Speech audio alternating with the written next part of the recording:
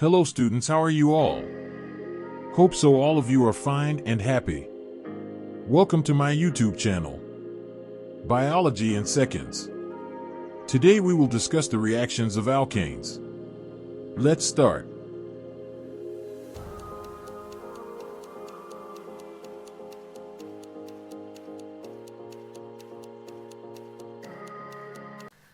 Assalamu alaikum ji. This is Saad Shahid, and in this video we are going to cover the content related to alkanes. Beta, alkanes are saturated hydrocarbons. Hydrocarbons की दो types हैं, saturated and unsaturated hydrocarbons. Saturated hydrocarbons are those hydrocarbons in which all the carbon bonds are single bonds. ठीक है, carbon carbon जो bonds होंगे वो single bonds होंगे. And unsaturated hydrocarbon में the valency of the carbon is accompanied by more than single bonds, यानी कि वहां पे डबल बॉन्ड भी हो सकता है, ट्रिपल बॉन्ड भी हो सकता है. That is in the case of unsaturated hydrocarbon. तो यहां पे जो सैचुरेटेड हाइड्रोकार्बन है बेटा, in the saturated hydrocarbons we have alkanes. Alkanes are saturated hydrocarbons, ठीक है, जिनमें कार्बन कार्बन सिंगल बॉन्ड होएगा. सो फर्स्ट मेंबर क्या होएगा? That is CH4 methane. Second member क्या होएगा? Eth, then prop, then but, then pent, then hex, hept, oct, non and dec. Ane is representing you the carbon carbon single bond. तो ane जब आ जाएगा तो हमें पता चलेगा it means carbon carbon single bond की बात की जा रही है. और alk is the prefix that will give you the information about the total number of the carbons. ठीक हो गया? सो मेथ एक कार्बन, एथ दो कार्बन्स, प्रोप तीन कार्बन्स, ब्यूट फोर कार्बन्स. ये तमाम चीजें आपको पता है. So that is very simple thing. तो इसको डिटेल में डिस्कस अभी नहीं कर रहे. तो बेटा we must know MDCAT में जो कॉन्सेप्ट आपको समझ आने चाहिए, जो पता होने चाहिए, दैट इज हाइब्रिडाइजेशन कॉन्सेप्ट. इनकी रिएक्टिविटी क्या होएगी, इनके रिएक्शंस कौन से होते हैं, and the physical properties like boiling point, stability, reactivity, इन तमाम चीजों को we are going to discuss now. So alkane का एक स्ट्रक्चर अगर डिस्कस करें तो that is methane, and then we have ethane. Ethane के स्ट्रक्चर में beta we have carbon carbon single bond, and every carbon is having four bonds like this. So that is CH3 CH3. This is ethane. तो इसका general formula क्या होएगा? बेटा general formula is CnH2n plus 2. This is the general formula of alkanes. जितने carbons होंगे उससे double से दो ज्यादा हाइड्रोजन्स होंगे. 2 more than the double of the carbon atoms we have hydrogen in alkanes. तो बेटा this is the structure of ethane. First thing examiner जो पूछ सकता है, कार्बन और कार्बन, ये जो इथेन के कार्बन्स हैं इनमें हाइब्रिडाइजेशन कौन सी है? तो बेटा this carbon is having single bond. Whenever there is single bond तो वहां पे होएगी sp3 hybridization. कौन सी hybridization होएगी? That is sp3 hybridization. And this carbon is having sp3 hybridization इसकी भी होएगी because it is again single bonded. तो कार्बन, और on this side we have hydrogen atoms. This is one hydrogen, this is one hydrogen, this is one hydrogen, this is one hydrogen, this is one hydrogen, and this is another hydrogen. CH की कौन सी hybridization होती है? तो बेटा H is having only one electron that is present in the s orbital. तो s orbital is spherical in shape. तो हम कहेंगे जो कार्बन और कार्बन है that is sp3 sp3 hybridisation, and carbon hydrogen जो बॉन्ड है it has hybridisation sp3 and s hybridisation because hydrogen का जस्ट s ऑर्बिटल इन्वॉल्व हो रहा है. So this is the hybridization concept for the alkanes. बेटा alkanes word paraffin से relate करवाना है. Alkanes are less reactive. They are also known as paraffins. Alkanes को क्या कहा जाता है बेटा? They are also known as paraffins. Para means less. Affin comes from affinity.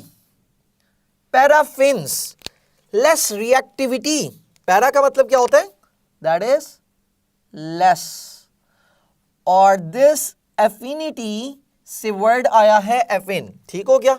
So it means less and it means reactivity. So alkanes are less reactive. Reactivity. So it means alkanes are less reactive. Why alkanes are less reactive? Because they have single bond. बेटा जब भी sp3 hybridisation होती है sigma bond बनता है. जब भी कोई sp3 हाइब्रिडाइजेशन आ जाएगी किसी के साथ भी अटैच होए सिग्मा बॉन्ड बनता है. सिंपल वर्ड्स में अगर बताऊं तो बेटा whenever there is single bond that is sigma bond.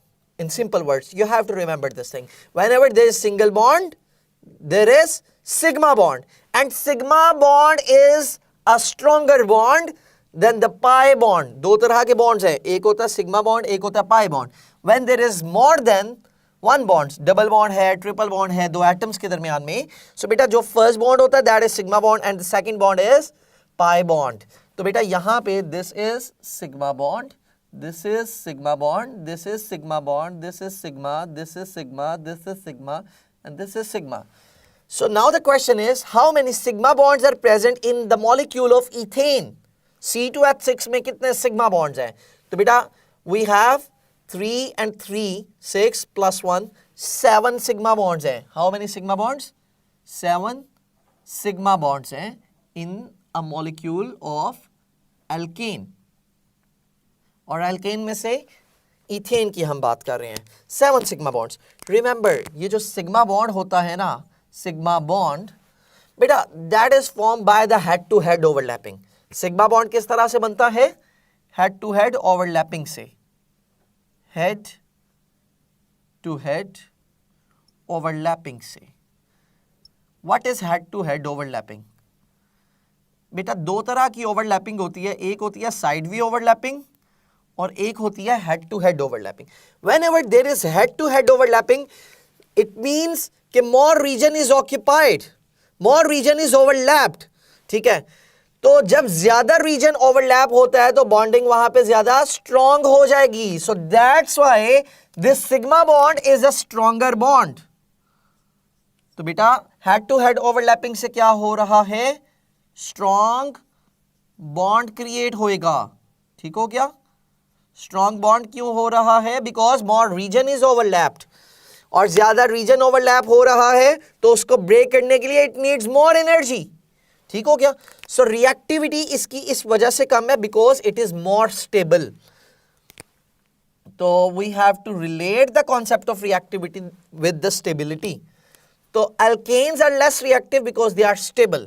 Why they are stable? Because they have single bond, sigma bond, strong bond होते हैं, more region overlap होता है, head to head overlapping से बनता है.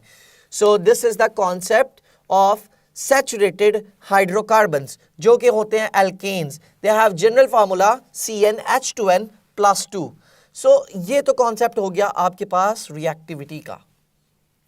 यहाँ पे याद रखना है, कुछ relate करवाऊंगा इसको nomenclature के साथ. If we have a molecule that is CH3, CH2, CH3, बेटा ये था ethane. Now we have propane. इनमें बॉन्डिंग कौन सी पाई जाती है? अगर मैं इसको बॉइलिंग पॉइंट से रिलेट करवाना चाहूं, वी मस्ट नो कि विच type of intermolecular forces are present in molecule of alkanes. बेटा alkanes में होती हैं London dispersion forces, IDID forces, instantaneous dipole induced dipole forces. ये different names हैं. ठीक है? IDID forces भी कहा जाता है, London forces भी कहा जाता है because London Fritz ने इनको introduce करवाया था. alkanes में significant होती है. Remember this is ethane, this is ethane, this is propane.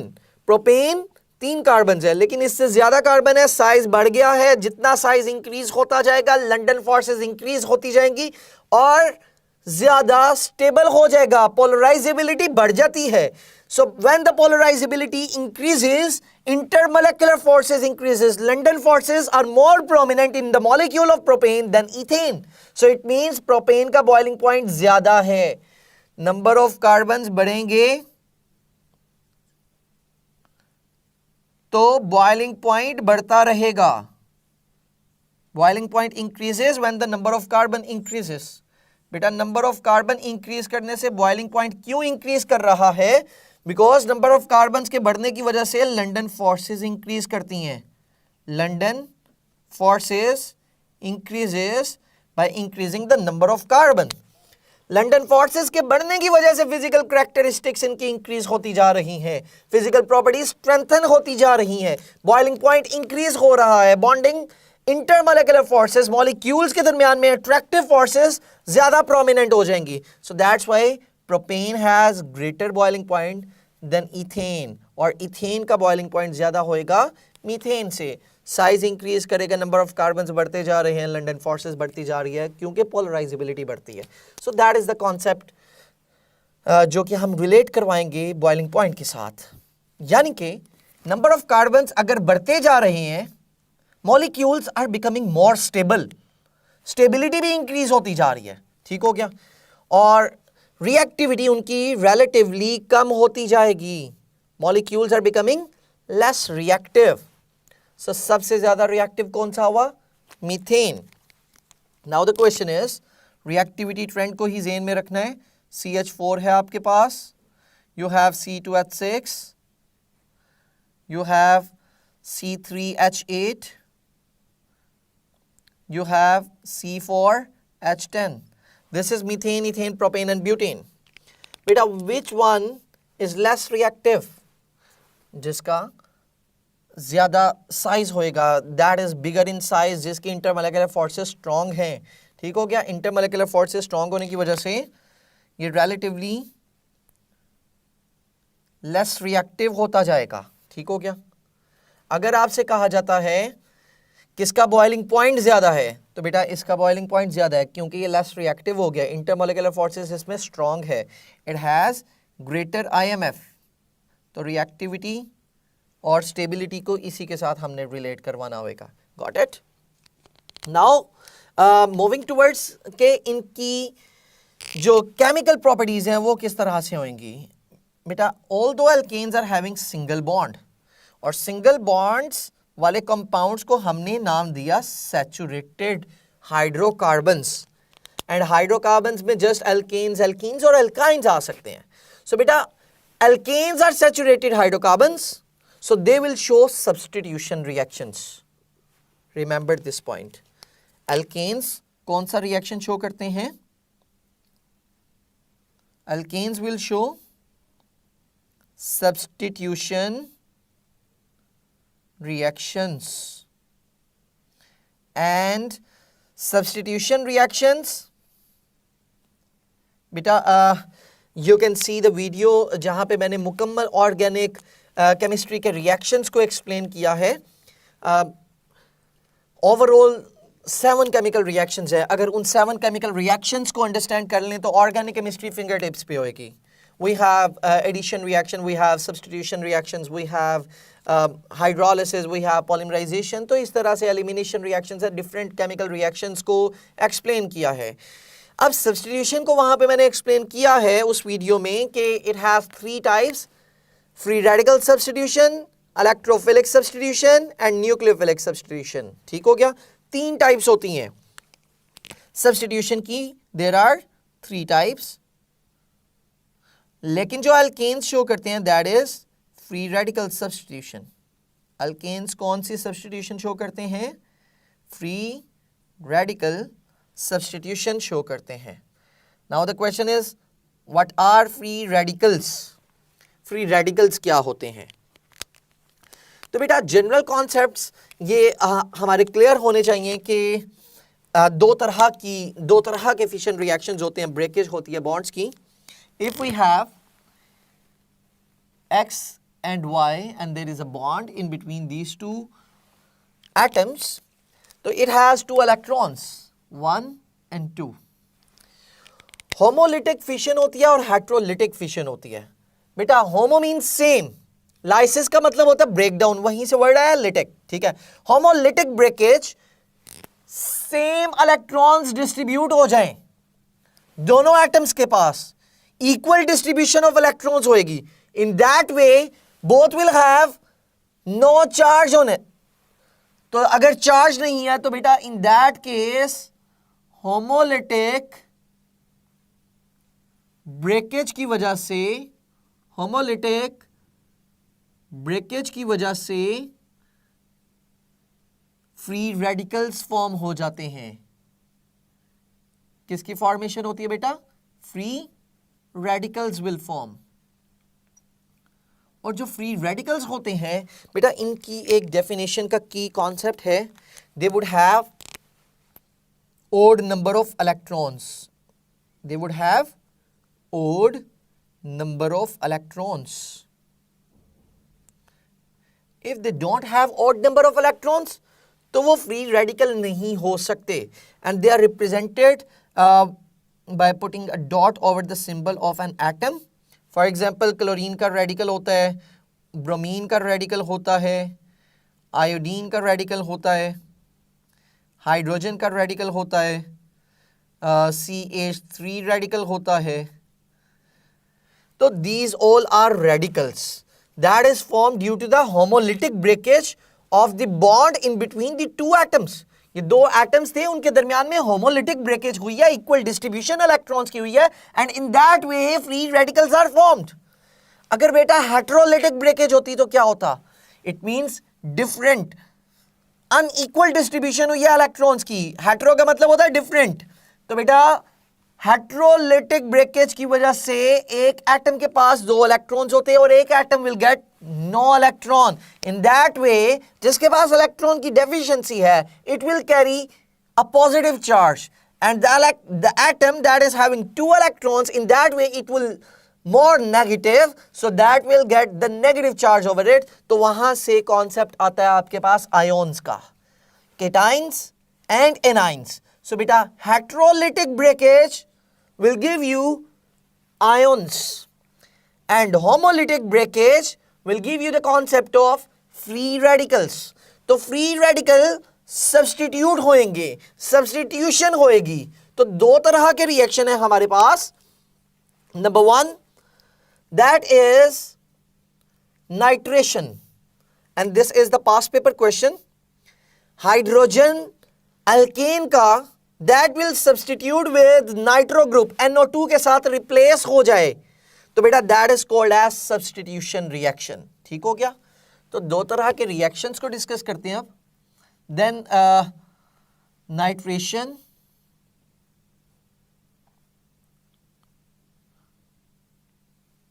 बेटा नाइट्रो ग्रुप की सब्सटीट्यूशन, किसकी? Substitution of NO2. This is called nitro group. This is called nitro group. If nitro group will substitute, that is called as nitration. तो बेटा यही same question है. The substitution of H by NO2, यानी कि NO2 है that has replaced this hydrogen, is called as, that is known as nitration. So this is the question. Nitration होता है. ठीक हो गया? नाइट्रो ग्रुप में for example you have methane CH, that is like this. तो बेटा ये जो H है it will substitute by the nitro group, जो कि होता है HNO3 में. HNO3 से रिएक्शन अल्केन का करवा दिया जाए, NO2 and that is having OH. HNO3 है ये एक्चुअली. ठीक हो गया? So this NO2 will replace with this H. तो बेटा आपके पास प्रोडक्ट क्या बन जाएगा? Nitro methane. That will give you CH3NO2 nitromethane will form. This is called substitution. लेकिन जो ज़्यादा फोकस वाला क्वेश्चन है, ज़्यादा फोकस वाला रिएक्शन है हमारे कंटेंट में बेटा, that is known as halogenation. Halogenation. So now moving towards that thing, halogenation की तरफ मूव करते हैं. तो बेटा what is halogenation? Means halogen की सब्स्टिट्यूशन. ऑल्दो ये जो एशन है, एडिशन के लिए भी टर्म यूज की जाती है और सब्स्टिट्यूशन के लिए भी, but alkanes can not give addition reactions, they only give substitution reaction. जब भी बेटा एल्केन्स की बात होएगी तो सब्स्टिट्यूशन रिएक्शन होएगा. ठीक हो गया? Alkanes will never show addition reactions, they will only show substitution reaction. Halogenation. Halogenation means one halogen is replaced with this hydrogen. Alkanes में आपके पास है methane, that is CH4, you have C2H6. बेटा इन पर chlorine का radical attack करेगा. Chlorine का radical generate कहां से होएगा? बेटा हम तो हैलोजिनेशन में या क्लोरीनेशन में क्लोरीन का मॉलिक्यूल यूज करते हैं, but that chlorine will break down first. ये जो Cl2 होएगा इसकी होमोलिटिक ब्रेकेज होएगी, so it will form Cl का रेडिकल प्लस Cl का radical. This radical is coming to attack over the hydrogen of an alkane molecule. ठीक हो गया? तो बेटा CH4 जो होएगा is having bonds like this. तो अगर एक क्लोरीन का रेडिकल एक हाइड्रोजन पे अटैक करता है, so it will break the bond और क्या बन जाएगा आपके पास? That is CH3 का रेडिकल बन गया प्लस HCl बन गया. बेटा माइट पॉसिबल कि ये जो CH3 का रेडिकल बना है और एक Cl का रेडिकल है, they could combine together and it will give you CH3Cl molecule. This is the possibility कि ये प्रोडक्ट बन जाए. माइट पॉसिबल कि ये जो CH3 के रेडिकल्स है, they will combine together and it will give you CH3CH3. So that is another possibility. ऐसा भी possible है कि further it will attack over the new chlorine molecule और ये जो CH3 that is radical, ये radical नए क्लोरीन के molecule पे अटैक कर दे और in this way ये bond will break down and a molecule will form, that is CH3Cl जो यहाँ पे आपको बताया, CH3Cl and chlorine radical will form. ये क्लोरीन का रेडिकल फर्दर आगे हाइड्रोजन पे अटैक कर दे and in this way reaction will proceed. तो बेटा क्या क्या प्रोडक्ट्स बन सकते हैं? It could form CH2Cl2. It could further form CHCl3, that is called as chloroform. It could form CH, एक और H रिप्लेस हो जाए तो it will form CCl4, carbon tetrachloride, tetrachloromethane. This is trichloromethane. This is dichloromethane. This is ethane molecule. This is chloromethane. तो बेटा these all are the IUPAC names of these molecules जो यहाँ पे proceed करते हुए reaction में formation हो सकती है. These are the possibilities. ठीक हो गया? अगर यही मैं यूज करूं C2H6, what could be the possibilities? CH3 and it is going to react with Cl2. Cl और Cl के साथ ये रिएक्शन हुए तो बेटा these all are the hydrogens. तो हर हाइड्रोजन रिप्लेस होने के काबिल है. सो फर्दर पहले एक हाइड्रोजन के साथ रिप्लेसमेंट हुई तो क्या प्रोडक्ट बनेगा? C2H5Cl. देन एक और हाइड्रोजन के साथ रिप्लेसमेंट हुई, it could form CH3 H4Cl2 एक और हाइड्रोजन के साथ रिप्लेसमेंट होगी. This reaction will proceed until or unless the molecule will not substitute all the hydrogens which are present in that. ठीक हो गया. तो यहां पे यानी कि फाइनल प्रोडक्ट कहां तक मूव करता रहेगा. पहले तो एक हाइड्रोजन रिप्लेस हुआ, तो प्रोडक्ट क्या बन गया, C2H5Cl. It could form C2H4Cl2. It could form C2H3Cl3. तो बेटा यहां पे रिएक्शन क्या कंप्लीट हो गया? नहीं. इट कैन फर्दर प्रोसीड, तो नेक्स्ट कार्बन के हाइड्रोजन के साथ भी रिप्लेसमेंट होती रहेगी. तो फर्दर ये प्रोसीड करेगा रिएक्शन C2H2Cl4, C2HCl5, C2Cl6. तो यहां तक तमाम मॉलिक्यूल्स बन सकते हैं. एंड रिमेंबर, जब पहले रिएक्शन में अटैक होता है, कोई भी दो सब्स्टिट्यूएंट्स अटैच हो सकते हैं, फ्री रेडिकल्स अटैच हो सकते हैं, and reaction will terminate. That is called termination process. जब भी फ्री रेडिकल मैकेनिज्म होता है, so it has 3 steps: initiation, propagation and termination. बेटा टर्मिनेशन में क्या होता है? When two different free radicals और same radicals will combine together, और वहां पे रिएक्शन स्टॉप हो जाए. ठीक हो गया. सो यानी कि देयर इज अनदर पॉसिबिलिटी कि C2H5 और C2H5 मिलके C4H10 का मॉलिक्यूल बना दें. ऑलराइट. सो ये आपके पास ब्यूटेन मॉलिक्यूल बन. So it will form butane molecule C4H10 as well. तो ये भी मॉलिक्यूल बन सकता है. That is the possibility. इसकी भी पॉसिबिलिटी है. So these all molecules can form when the halogenation reaction of ethane will proceed. ठीक हो गया. And this reaction always carried out in the presence of sunlight या HV रेडिएशंस की presence में होता है.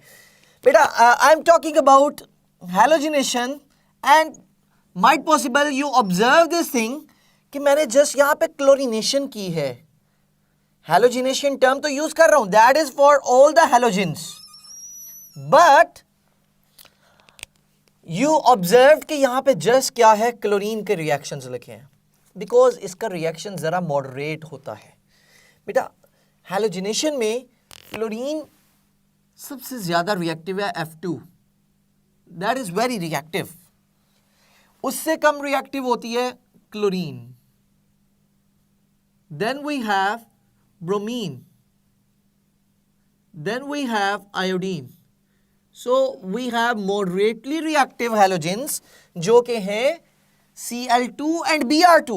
We are using these two molecules during the halogenation process, जो कि फर्दर एक एक स्टेप में रिएक्शन को प्रोसीड करवा रहे हैं, और ये डिफ्यूज सनलाइट की प्रेजेंस में ये रिएक्शन हो रहा है. अगर हम यहाँ पे इंटेंस लाइट यूज करें, ब्राइट सनलाइट यूज करें, तो तमाम हाइड्रोजन्स एक साथ रिप्लेस हो जाएंगे और कार्बन बन जाती है और HCl के मॉलिक्यूल्स बन जाते हैं. सो यहाँ पे अगर उसी तरह से फ्लोरीन को अगर मैं यूज करता, फ्लोरीन जो कि बहुत ज्यादा रिएक्टिव है, it will give you the same result. अगर मीथेन का रिएक्शन F2 के साथ करवाया जाए, it will not show substitution reaction. वो बल्कि तमाम हाइड्रोजन के बॉन्ड्स को ब्रेक करवा देगा, कार्बन अलग हो जाएगा, HF का मॉलिक्यूल बन जाएगा. ठीक है.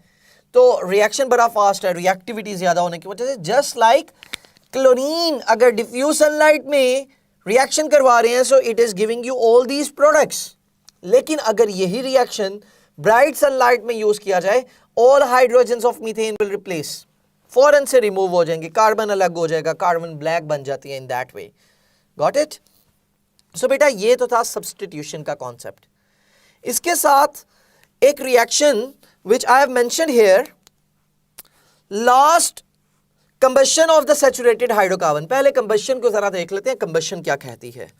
बेटा combustion is a process in which a compound, any compound is provided with the oxygen, और वो combust होता है molecule, और oxides of the elements are formed.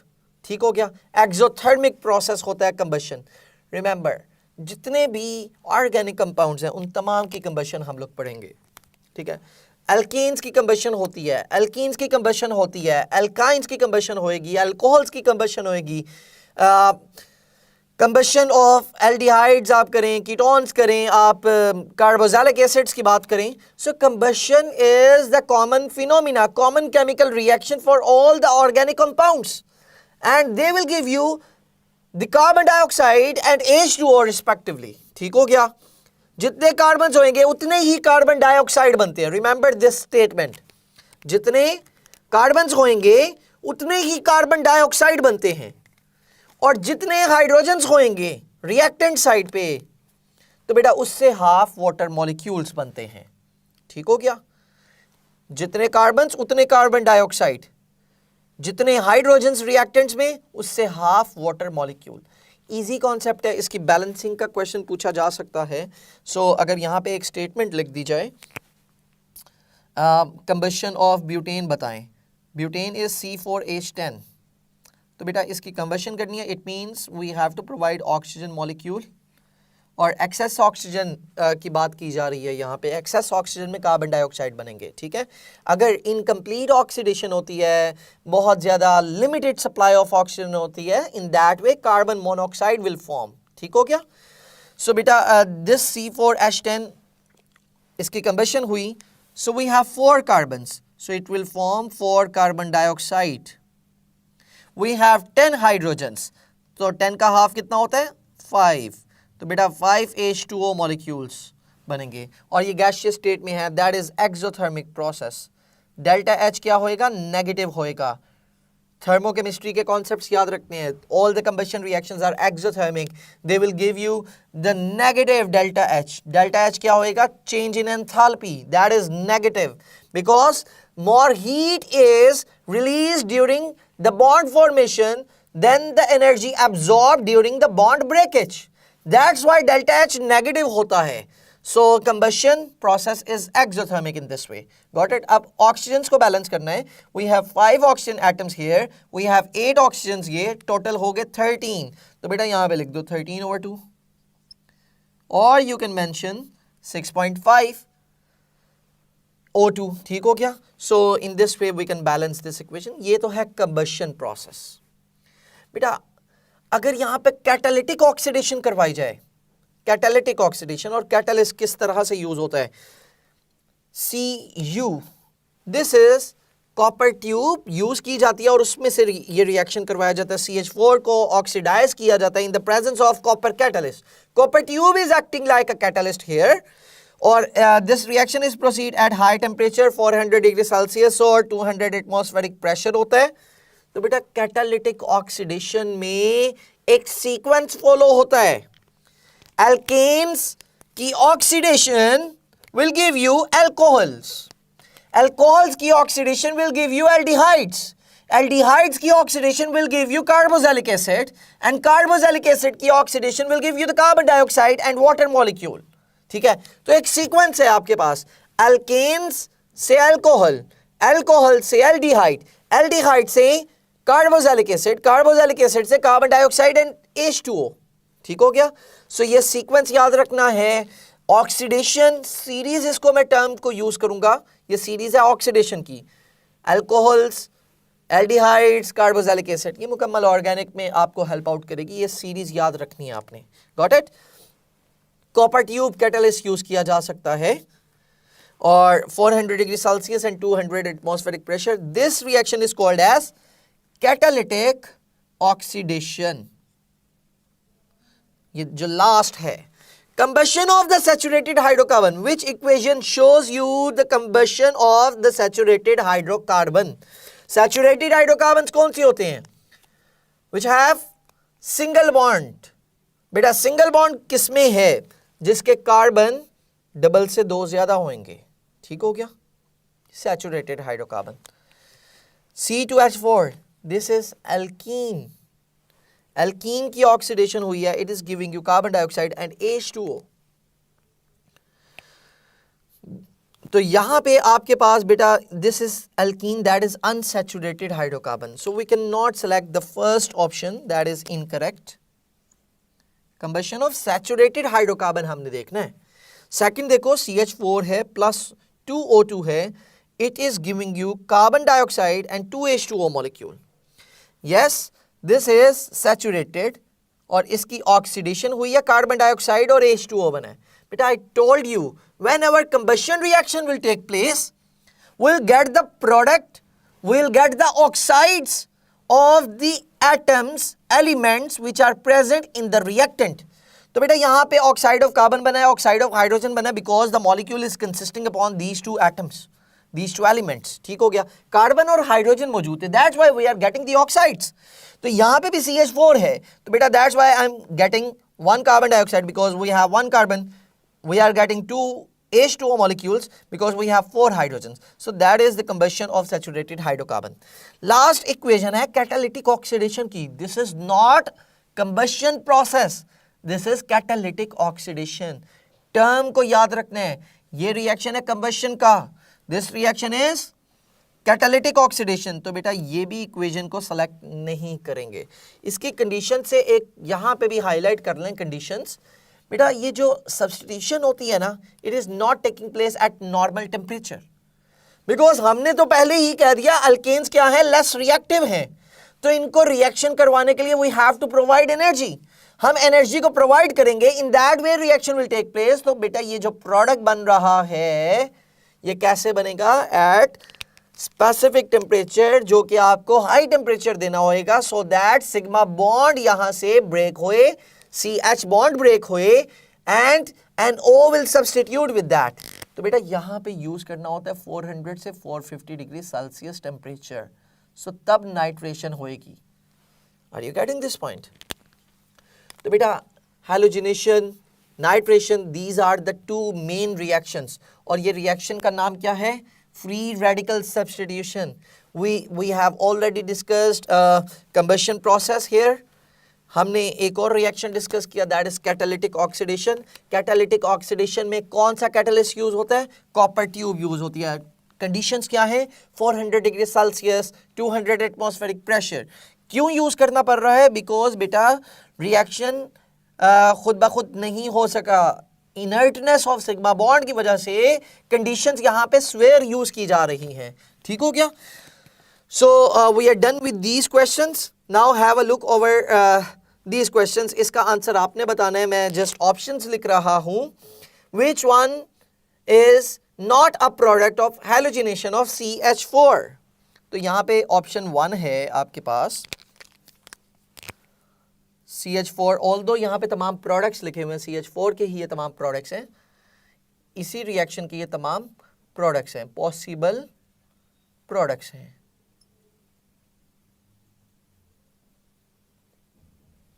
तो बेटा ए ऑप्शन, CH4 की ब्रेकडाउन होने से C2H6 बन जाए, CH4 के ब्रेकडाउन होने से C3H8 बन जाए, सी ऑप्शन CHCl3 बन जाए, और डी ऑप्शन CCl4 बन जाए। सो Which could be its answer? कौन सा ऐसा प्रोडक्ट है जो नहीं बनेगा, इनमें से कौन सी ऐसी ऑप्शन होएगी? This is what you have to mention in the comment box. ठीक हो गया? कमेंट बॉक्स में आपने इस क्वेश्चन का आंसर करना होगा। Now have a look over few examples जो कि नोमेनक्लेचर से हैं, बिकॉज हमने नोमेनक्लेचर को तो डिस्कस करना ही है। So methane, ethane, propane, butane, pentane, hexane, heptane, octane, nonane and decane. This is the homologous series of first 10 alkane molecules. ठीक हो गया? Alkanes का अगर नोमेनक्लेचर को हमने ऑब्जर्व करना, सबसे पहला रूल है हमने लॉन्गेस्ट चेन को सेलेक्ट करना होता है। सो इस मॉलिक्यूल का नेम क्या होएगा? सबसे पहले we have to select the longest chain, 1 2 3 4 1 2 3 4 5 6 7 8 and 9. I am selecting this chain. जहां पे अब नंबरिंग को देखना है, सेकंड देना है नंबरिंग का रूल, ठीक है। नंबरिंग वहां से स्टार्ट की जाती है जहां से नियरेस्ट आपको कार्बन लगेगा। So this is the first carbon, that is the second carbon. तो numbering should start from this side 1 2 because from this side the branch is attached, this is the branch. अगर एक, this is actually the skeletal formula जो FSC में तो नहीं पढ़ाया जाता, लेकिन ए लेवल्स में इस चीज पे फोकस किया जाता है। एएस का कंटेंट है, एएस के स्टूडेंट इस चीज को ऑब्जर्व कर रहे होंगे, that is the skeletal formula. और सिंपल फार्मूला है, this is showing you CH3, ठीक है। स्केलेटल फार्मूला ऐसा फार्मूला होता है जिसमें we do not need to mention the CH bonds, ठीक हो गया। CH बॉन्ड्स को मेंशन करने की जरूरत नहीं होती। सो बाकी तमाम ये पॉइंट्स जो होते हैं दे आर रिप्रेजेंटिंग कार्बन्स, ठीक हो गया। सो बेटा this is the longest chain, this one that is containing more number of carbons, 1 2 3 4 5, that is 6, this is 7, this is 8 and this is 9 carbons hai. So how many branches are there? There is one branch, there is second branch, there is third branch. तो बेटा सबसे पहले हमने branches का name लिखना होता है। If we have more than one branch और अगर सेम है, this is methyl, this is methyl, this is methyl group. So beta we have to place the position first. 2 4 7. So इसके नेम में क्या आएगा? That is 2, 4, 7 और numerical number और alphabetical में डैश लगानी होती है दरमियान में। That is trimethyl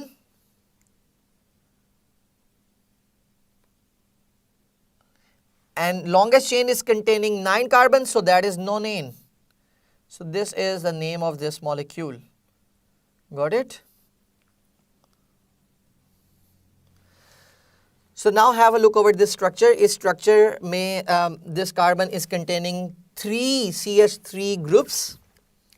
तो बेटा लॉन्गेस्ट चेन को अगर सेलेक्ट करना है तो मैं ये CH3 को ओपन करके इस तरह भी लिख सकता हूँ, एक CH3 ऊपर है, एक CH3 नीचे है और एक ही CH3 यहाँ पे अटैच है, ठीक हो गया। This is 1 CH3, this is second CH3 and this is the third CH3।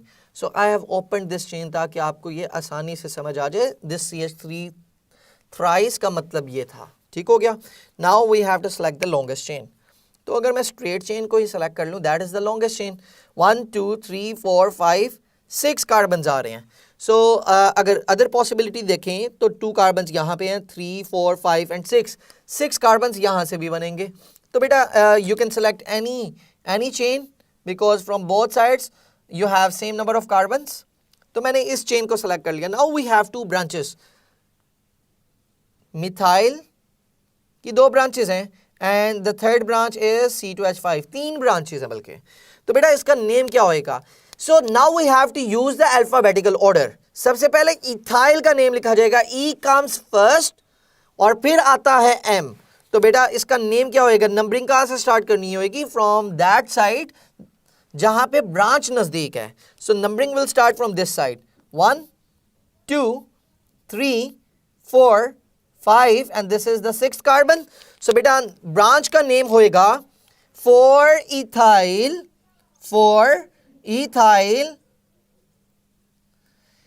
2 dimethyl, so that is 2 dimethyl and the longest chain is containing 6 carbons, so that is hexane, 2 dimethyl hexane.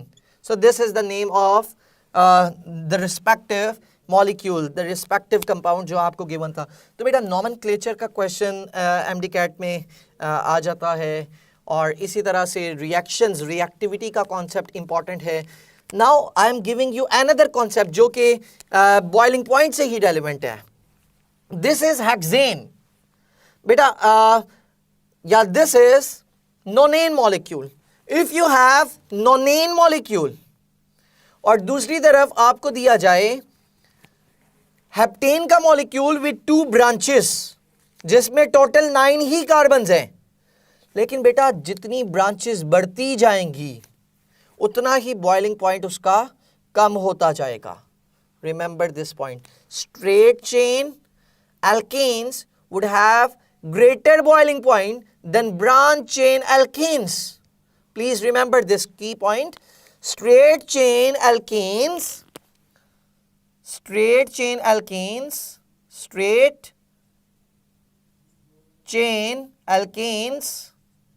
would have greater boiling point than branched chain alkenes.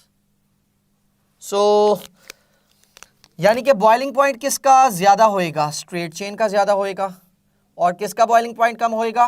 Branch chain molecule का boiling point कम होएगा. So in this way examiner can make questions और आपसे questions पूछे जा सकते हैं. So in the next video will discuss alkenes. तो stay tuned with us for the upcoming videos.